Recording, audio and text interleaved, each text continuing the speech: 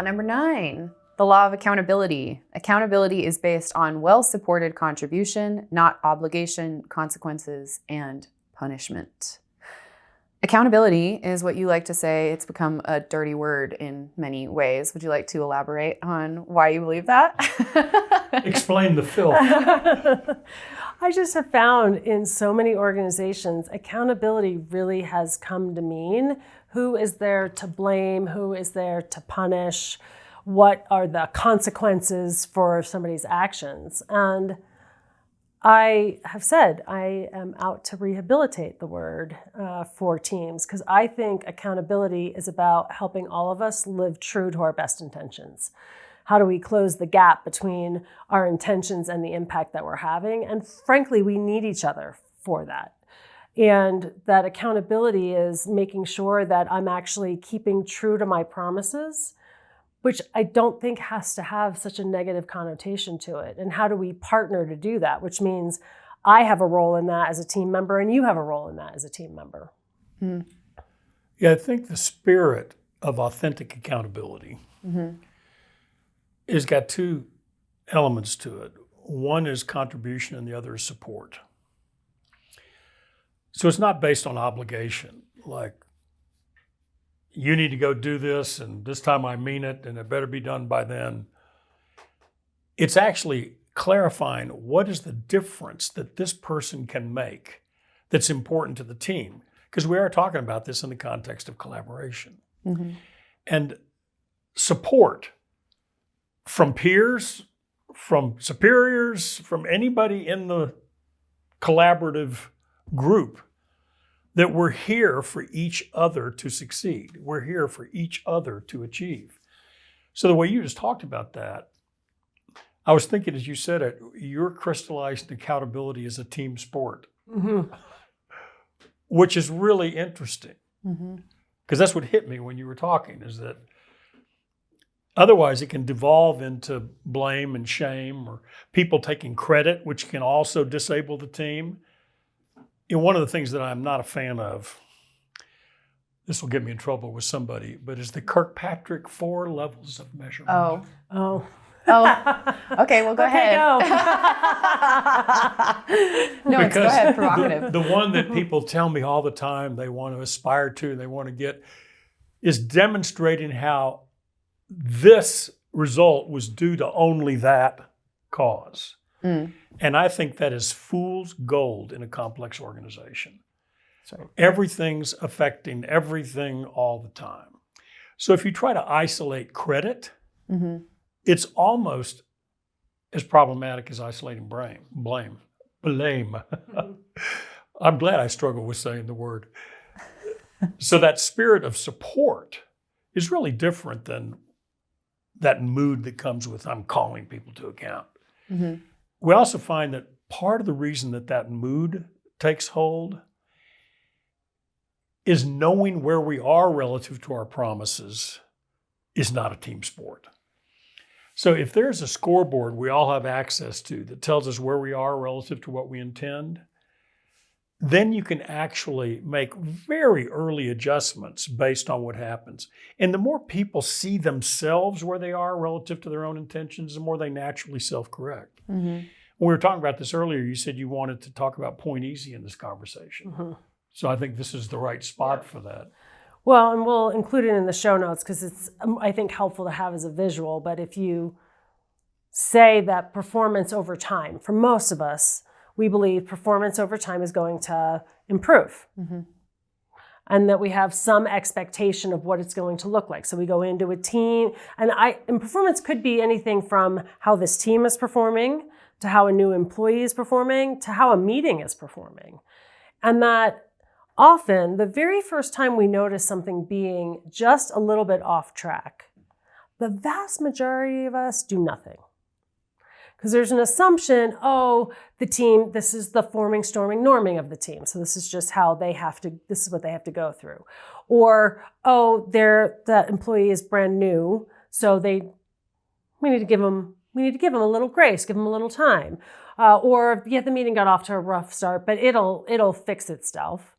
None of those things actually happen all alone. So they don't get back on track by themselves. And we say that the very first time that you notice that something's off track, we call that point easy. I think it's important because people are like, oh, but it still feels hard. Well, it's not an easy conversation. It's the easiest gap to close between my expectation or our shared expectation and where we actually are. But that if you don't actually have that conversation earlier, trying to make that adjustment later is much more challenging because, as we like to say, what you tolerate, you teach. And so now that you've reset what the level of expectation is. So saying that you want to close the gap between intent and impact is harder because that gap's gotten a whole lot bigger. And you've also potentially made murky what the expectations or the intention actually is. I think that's a really big part of this, is that people are going to be looking for evidence of whether or not they're doing well by somebody else's assessment, especially people in authority, all the time, but they might be making meaning out of things that you don't want them to be making meaning out of if there's a void of the intended metrics or measurements or evidence of how they're doing relative to the goal. But I think the other thing that is really important to call back in is when we talked in the law of teamwork about purpose and goals and your values, have those be part of how you're designing the methods of accountability or the accountability support. I don't know what else you would offer relative to purpose guiding the way or values. Or Well, I love you bringing design in as an issue of accountability. We work with people a lot when they've asked us to intervene in performance breakdowns. And over and over again, we find that the actual accountability was not thoughtfully designed in the beginning. And they're trying to deal with calling this person to account for being off down here. We find out there weren't even aligned expectations. Oh, I didn't know that was part of my job, or I didn't know you were measuring that, or I didn't know.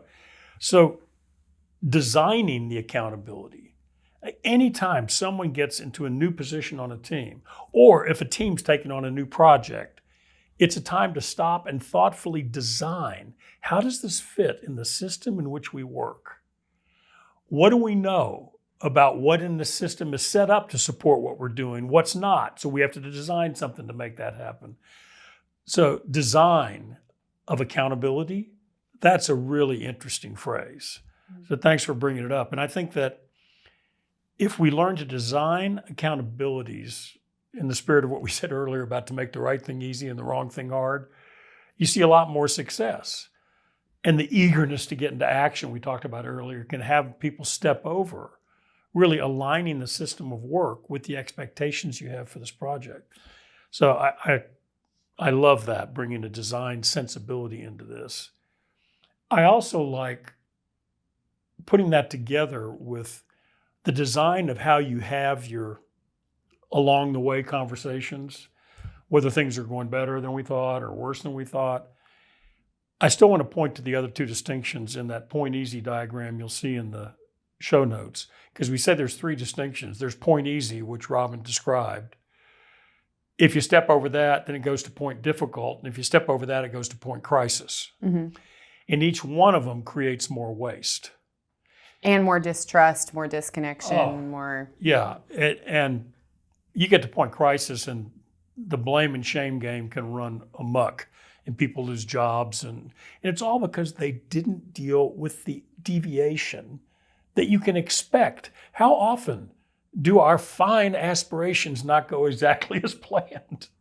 Or we didn't make explicit those aspirations. I was earlier last year, I was talking with a leader and he had promoted 2 or 3 people on his team. And they'd been people that had been on his team for a long time and then they'd gotten promotions. And he was so frustrated that they didn't see that the promotion wasn't just money and title, that it was a change in accountability and expectations. And so I said, well, how did that conversation go when you had it with him? And he was like, oh, yeah, right. I just thought that they should know that they're... That should be obvious. That should be obvious. Right. Well, I think that that's the thing, is a lot of times what I see as breakdowns in accountability are things that I thought should have been obvious, like not touching my microphone, that nobody has actually made explicit to me, right? Or that I've not bothered to make explicit. And because I just thought it was obvious and I shouldn't have to say it out loud. And one of the things that we often say is anytime I have shouldn't in there, well, again, when we talk about the conversation meter, that's probably me being in sincerity, having a very clear opinion about something. But I shouldn't have to say this to you. Okay. And how's that going? Yeah. Yeah, well, if mind reading wasn't in the job description, that was also a missed expectation moment. That's right. But I do think that's, you say a lot, how do you make your implicit thinking explicit, or how do you make sure that you have clarified for someone sufficient that they would say it's clear? That's right. I think that's always the test, because a lot of leaders especially think, I was clear. Yeah, and I said it. They were there. And you know that I often say, you don't get to say if you're clear. Right. Mm-hmm. Well, I think another signal that it's time to revisit the design of the accountability is anytime somebody's not living up to my expectations. Right. That's when I got to stop and take a breath and go back and let's look at the design of the accountability. This is what I thought. Did you think? Because fine, it's an adjust conversation. Things don't always go the way we expected, and that's when we find out that something that I thought was obvious is not. So just having an antenna for where we're falling short of expectations, that can also happen at point easy. Right. And the earlier it happens, the less defensive it is. The mood can be supportive. But I think that spirit, when we're talking about high performance collaboration, I want to go back to what I told you I was touched by, because you described accountability and it occurs to me as a team sport. It reminds me of a conversation I had some years ago with a CEO where he'd had this big debrief meeting. You were actually there for this meeting. You may remember the company of the CEO. And he said he wanted to get very clear about whose neck is in the noose. And I went, oh my gosh. Yes, we're creating the right mood for the high performance collaboration here. And so that evening at the end, I asked him if I could talk to him. And I said, what has you used that expression? And he said, well, if everybody's accountable, nobody's accountable. And I said, okay. And he said, and so I don't want to get in here and just act like we need to be better. I want to know who it is that needs to be better. What did they do wrong? What did they? And I said, how long have you felt like this neck in the noose was the powerful image? And he gave me an amount of time. He said, well, somebody said that to me years ago, so I've been saying it ever since. I said, and how satisfied are you that when you say that, performance improves? And he got very quiet. He said, I have to think about that. He said, but I feel like every time I say it, I'm a little more angry. So I think it's because performance is really not improving. Well, and it's an act to go to a distinction that we haven't actually brought up in the laws yet. It's an act of superior leadership to try and use this thing about like fear, or like we have in the law title, just punishment, this threat of punishment or retribution or something. Right. That's what's going to cause people to follow through on your expectations. That might be short-term true, and some people have obviously seen it work in places otherwise they wouldn't do it. But it's not sustainable, as you've been saying about a number of these practices in leadership. The other thing that I asked him to consider, and it fits, Robin, with something you said earlier, because I went and revisited the conversation with the same CEO and asked him, what has you say that if there's not an individual who's actually got their neck in the noose, there's no accountability, because if everyone's accountable, nobody's accountable. And we talked a bit about it and breakdowns in the past. And I asked him, how can both be true? That there is individual responsibility and there is a collective ownership. And he said he hadn't seen that. So we had a conversation about it, and I gave him some examples.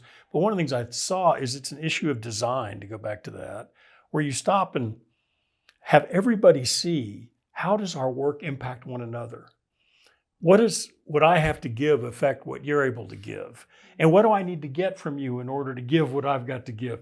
So you have people think like a network of interactions, that if they're all flowing, that we're all successful.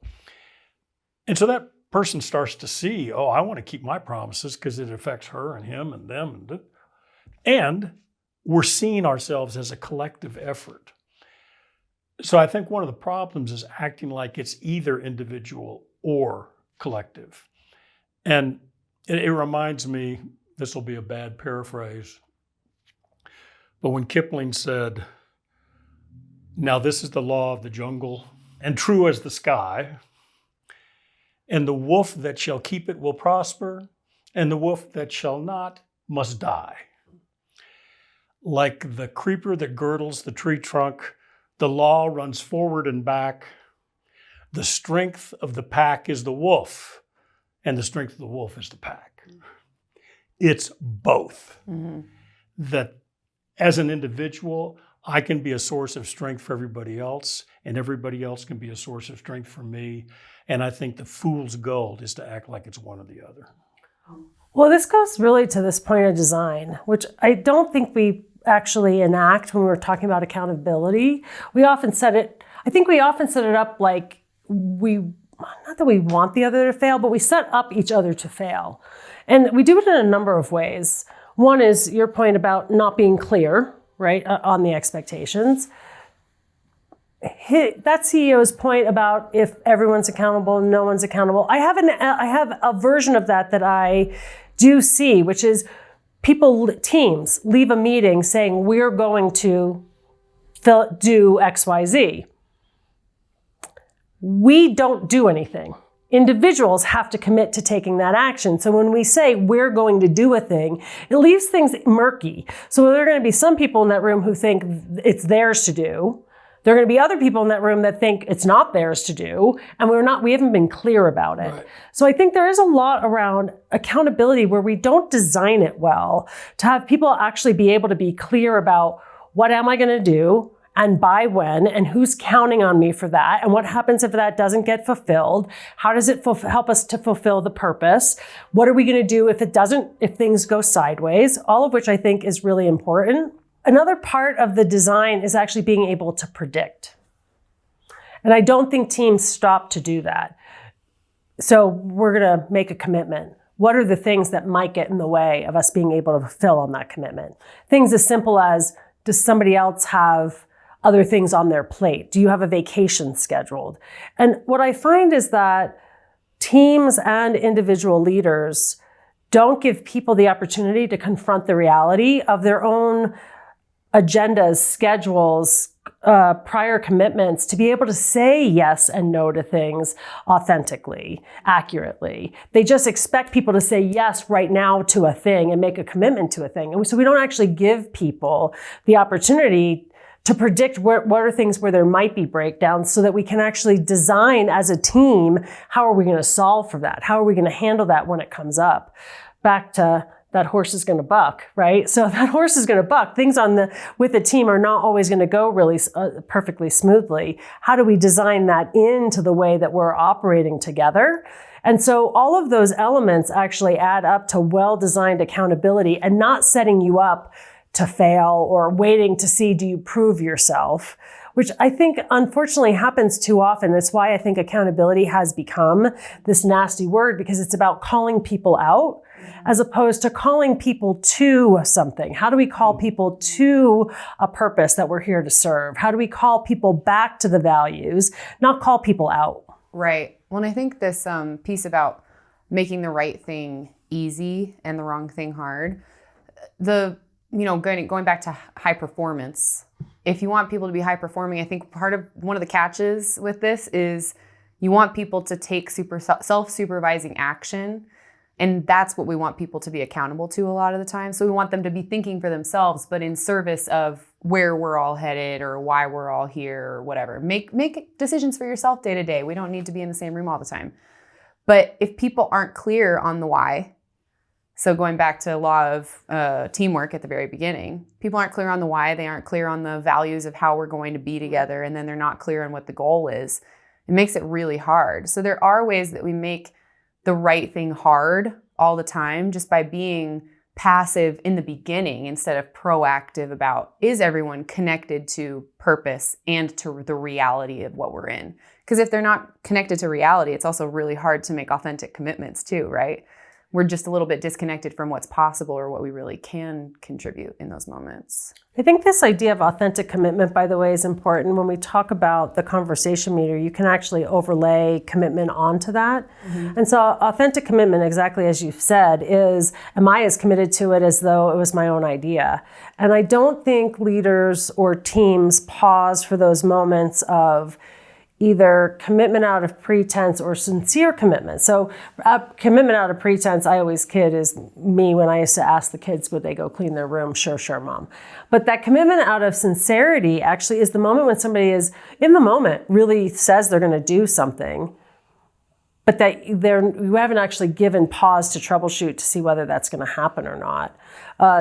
COO that I was working with one time was so frustrated because the CEO that he was partnered with had made a promise. And he said, I knew he wasn't going to keep it. And I said, well, if you knew that, did you have that conversation when he made it? Right. And he sort of looked at me blankly. And I said, so how do you troubleshoot those moments to say, like, I think this promise is going to be a hard one for you to keep.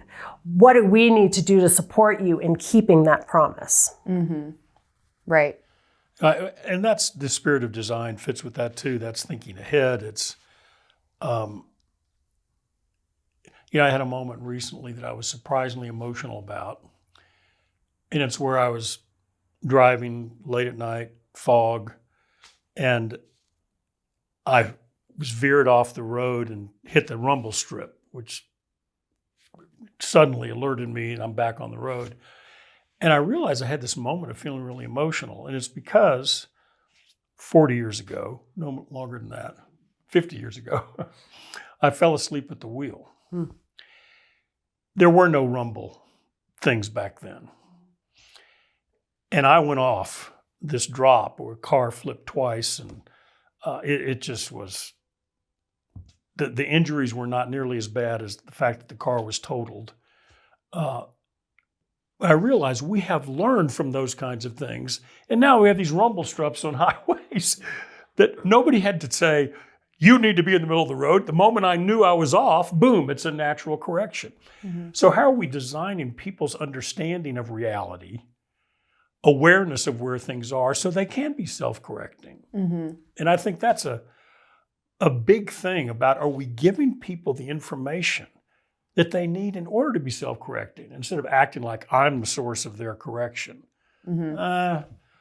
People love to actually make things happen that they're proud to make happen. The vast majority of us, the vast majority of the time. Max Dupree, back when he was the CEO at Herman Miller, said that once you've got a goal set, the next act of leadership is giving people access to reality, and everything else is helping them deal with it. And I love that. And it's got that spirit of support to it that I think's important.